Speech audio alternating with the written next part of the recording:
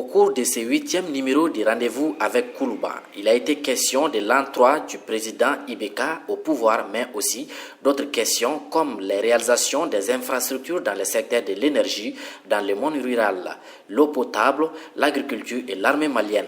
Voilà entre autres les principaux sujets abordés par le directeur de la cellule de communication de la présidence de la République du Mali. Nous sommes en train de travailler pour maîtriser, il y a 40 et quelques milliards qui ont été investis pour la subvention dans l'électricité, pour que le prix de l'électricité ne change pas. En état de difficulté, vous avez vu les pays voisins qui sont plus nantis que nous, qui ont fini avec leurs difficultés, qui même sont obligés d'augmenter leurs tarifs d'électricité. Le Mali, dans la difficulté, le président de la République a maintenu les 40 milliards de subventions pour que l'électricité ne prenne pas l'ascenseur, contre toutes les indications même de la Banque mondiale.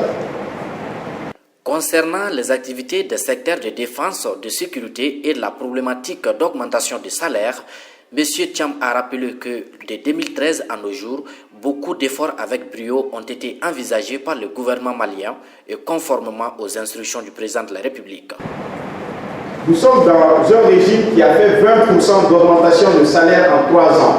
Depuis 1960 jusqu'à aujourd'hui, personne ne l'a fait, personne.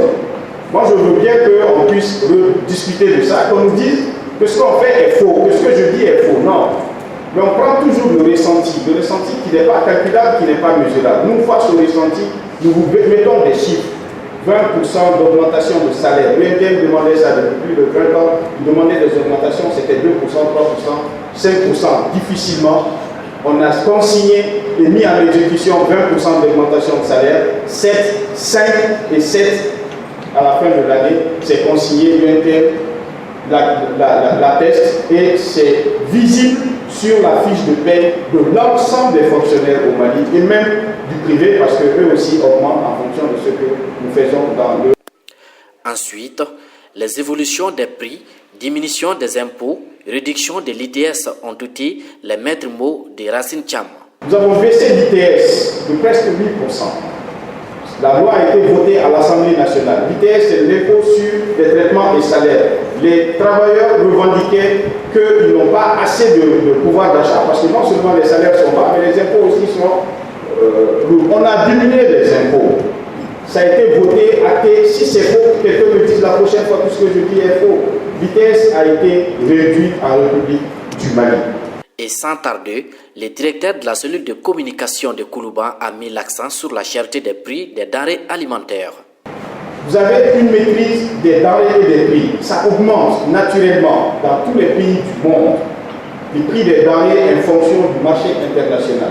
Le Mali met en place des systèmes, vous le verrez dans le document que je vous ai donné, des systèmes de subvention qui nous permettent le riz, le sucre, le mil, le riz, le sucre, l'huile et un certain nombre de denrées, la viande, pour que les tarifs soient maîtrisés. De temps en temps, il y a des conjonctures qui font qu'il y a 100 francs de plus, puis il y a 200 francs de plus. Mais si nous regardons sur une année l'évolution des prix par rapport à l'année dernière, tous les économistes vous diront que les prix restent stables.